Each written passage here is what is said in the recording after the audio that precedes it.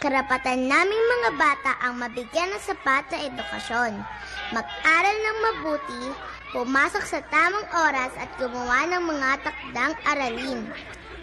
Mapaunlad ang aming kasanayan at gamitin ng lubos ang angking talino at galing sa mabuting paraan.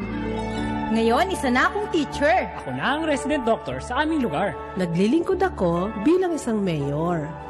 Panahon na upang kami naman ay mapakinggan. Ang ating kaalaman sa sining at agham, para kanino ba? Ang daming patakaran at kaugalian, para kanino ba? Para sa ikabubuti ng mga nangangailangan, para sa nakararami at di lang sa iilan, di lang sa iilan, di lang sa iilan.